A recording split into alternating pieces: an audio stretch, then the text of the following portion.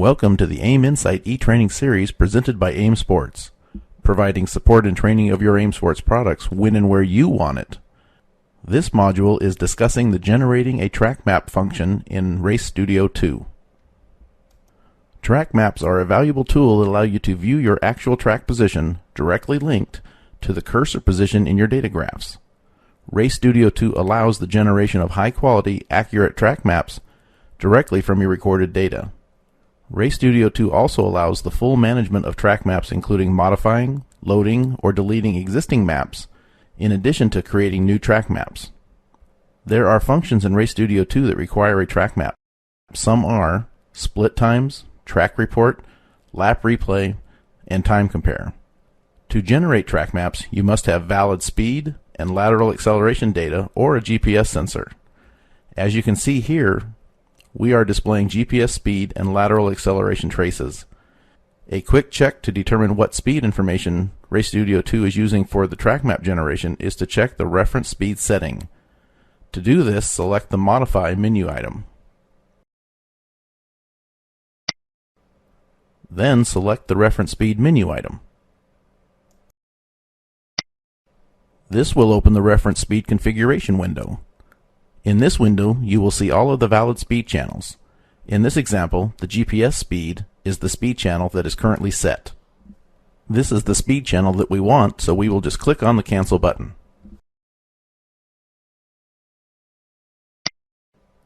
Here we can also check to make sure we have a valid lateral acceleration channel, and that it is calibrated correctly.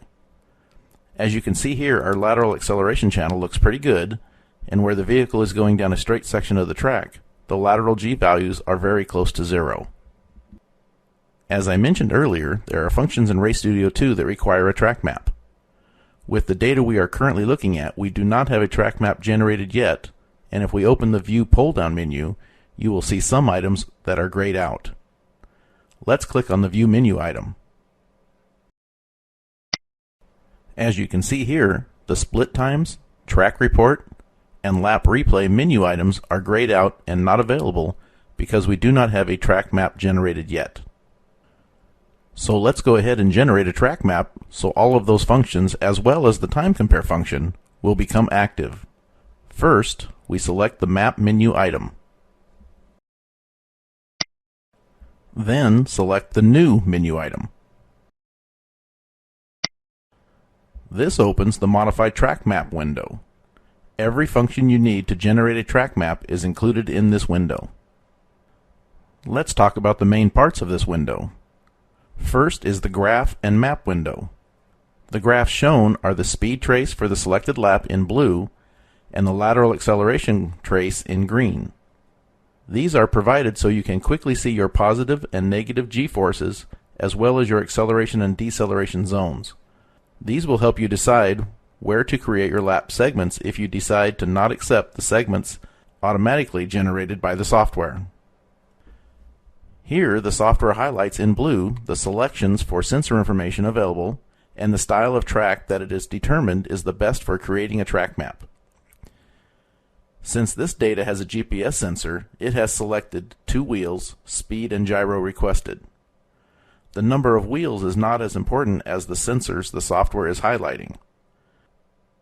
Speed and a gyro is the preferred and most accurate method, but good track maps can also be generated with just a speed trace and lateral accelerometer sensors alone. Next to that is the 3 choices for the style of track. These are closed, figure 8, and open shaped.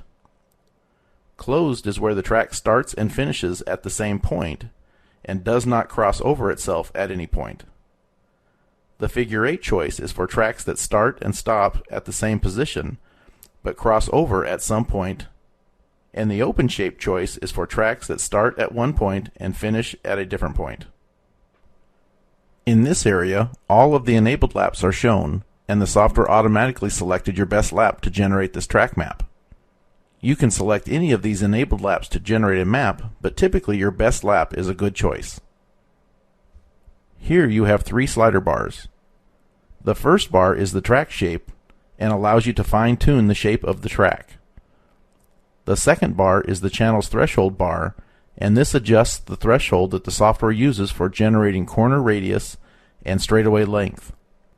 The third bar is the corner identify bar, and this adjustment will affect when the corner segments end and the straight segments start. This is the rotation adjustment and is used if you want to rotate the map. This is the distance box, and this allows you to place the cursor at a defined location to create segments.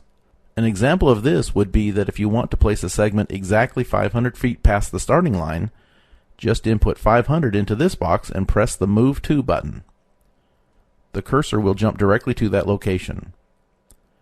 Then regardless if you place the cursor with the distance function or just by clicking on the map, you use the Modify Parts section to divide, remove, or remove all segments.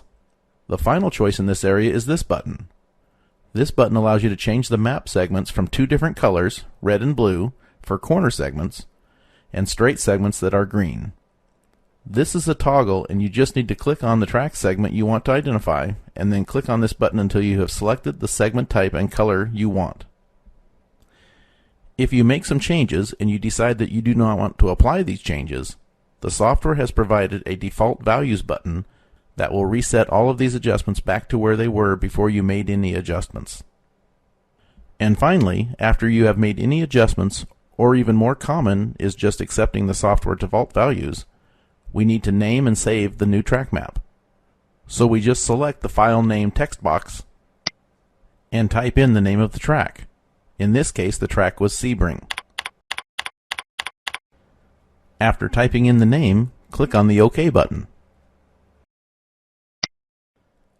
The first thing we notice is the software is now showing the track segments we generated with our new track map above the main window. Also, now that we have an active track map, all of the functions requiring a track map should now be available for our use. Let's take a look to make sure. Let's select the View menu item. As you can see here, the split times, track report, and lap replay functions are no longer grayed out and are now available because we now have a track map generated. Now, to show the track map, the quickest way is to use the secondary icon toolbar and click on the Show Track Map icon. And as you can see here, the track map is shown and the cursor in the track map is linked to the cursor in the main window. This allows you to know exactly where the data you are looking at is located on the track. As you move the cursor in the main data window, you can see the cursor in the track map is linked and moves as well.